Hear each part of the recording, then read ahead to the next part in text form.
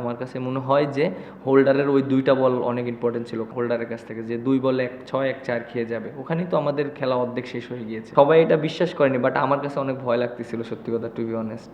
আপনার হোল্ডার যদি ওই 2টা বল যদি মনে করেন কি যে ভালো করতো, তাহলে আমি আর ওই ওভারটা হাসানরে করাতাম না। প্ল্যানিংটা যেটা ছিল, আপনি দেখেন যে হোল্ডার এর আগের ওভার যে বোলিংটা করেছে, আপনি দেখেন যে আমাদের 14 বলে রান লাগতো 32, তো ওখানে ও 1 বলে একটা 6-1-4 খেয়ে গিয়েছে। ওইখানেই তো আমাদের ম্যাচটা অনেকটা মনে করেন যে ছুটে গিয়েছে।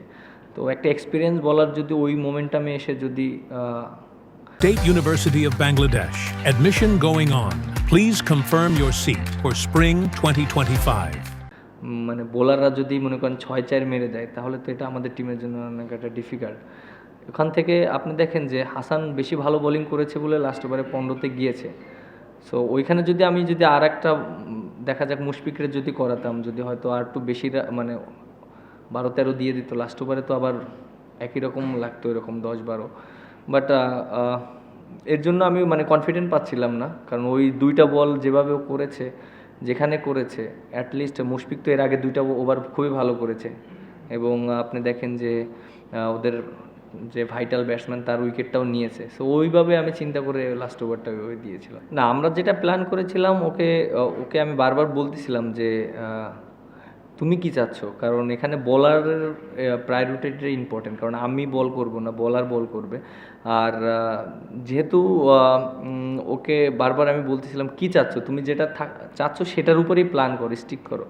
তখন আমাকে বলতেছিল যে ভাই আমি ইয়র্কার করব, ইয়র্কার। তখন আমি বললাম যে ইয়র্কার যদি করো তাহলে কোথায় করলে ভালো হবে, যে তখন বললো যে ভাই আমি স্টাম্পেই করব। তখন আমি বললাম ঠিক আছে, স্টাম্পে ইয়র্কার করার চেষ্টা করো, স্টাম্পে ইয়র্কার করলে হয়তো করবে। বাট আমি ওর দোষ দিচ্ছি না, কারণ ও এরকম একটা পেশার সিচুয়েশনে খেলছে, অনেক দিন ইনজুরিতে ছিল, তারপরে এভাবে এসেছে, ও ভালো বোলিংই করেছে।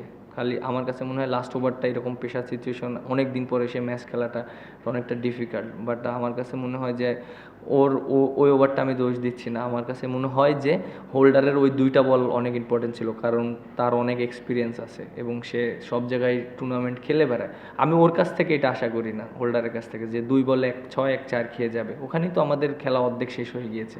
ওরা যে ব্যাটিং করেছে, যেভাবে ম্যাচ জিতেছে বোলাররা, মানে সবাই এটা বিশ্বাস করেনি, বাট আমার কাছে অনেক ভয় লাগতেছিল সত্যি কথা, টু বি অনেস্ট।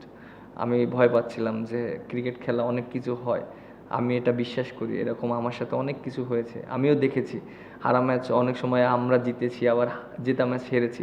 বাট ওই মোমেন্টামে আমার খুব ভয় লাগতেছিল সত্যি কথা, two be honest.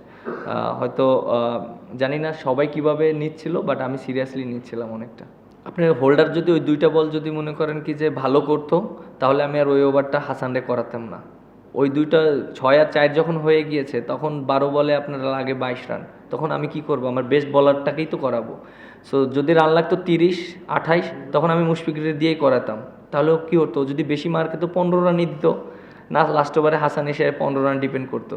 So 22 run যখন হয়েছে, তখন আমার আর কোনো অপশন ছিল না, কারণ ওই ওভার যদি আমি মুশফিকরে দিতাম, দেখা যাক ওই ওভার যদি, বা হোল্ডার তো করতে পারতো না, তাহলে দেখা যাক ওই ওভারে যদি বেশি রান দিয়ে দিত, তখন আবার 5-6 রান বা 7 রান থাকলে তখন তো ওর জন্য আবার ডিফিকাল্ট হয়ে যেত।